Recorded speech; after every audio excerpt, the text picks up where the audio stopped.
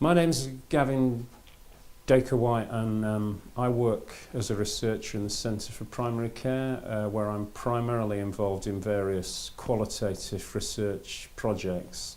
I've been supervising students on the MPH MRED's dissertation programme for about 3 years now, I guess. I normally supervise 2 or 3 students a year and also mark other dissertations as well.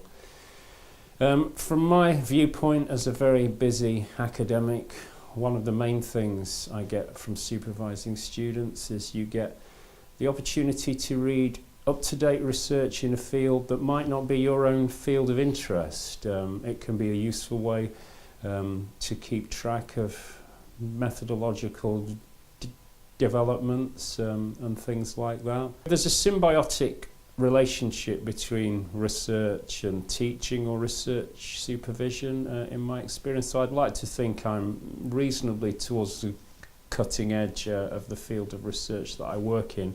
So I'm able to kind of impart those skills hopefully onto the students that I supervise, but then I also get something from them in that I get an awareness of literature that I wouldn't necessarily read during my normal day-to-day work.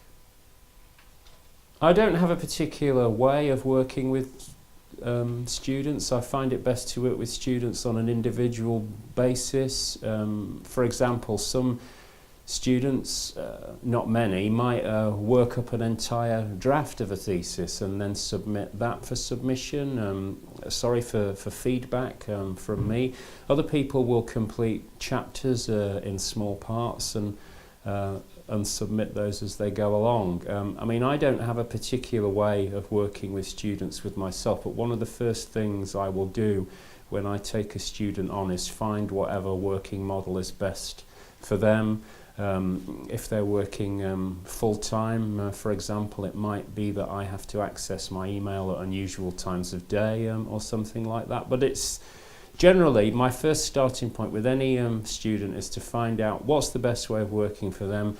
Do they want to submit work in short blocks and then kind of get feedback as they go along, or would they rather kind of work up a draft and then kind of submit the whole thing for comments? So in my experience of supervising MPH dissertation students, I think the first piece of advice I would give is right at the preparation stage, when you're thinking about the title, the topic that you're going to research. Do a lot of pilot work, do the groundwork. Good groundwork at that point can make the difference between an excellent dissertation and a not so excellent one. So for example, if you're planning to do some kind of literature review or an adapted systematic review, at the stage when you're thinking about the topic that you will research, do some proper searches of the literature. Find out how many articles are out there that you might be able to include in the review that you're planning to do. I mean, I have known students who've had very, very good research ideas, but when it comes to putting those ideas into practice, they've only managed to find, say, 3 to 5 articles in the literature, and then unfortunately, despite the amount of work that's gone into the dissertation, it ends up looking quite weak.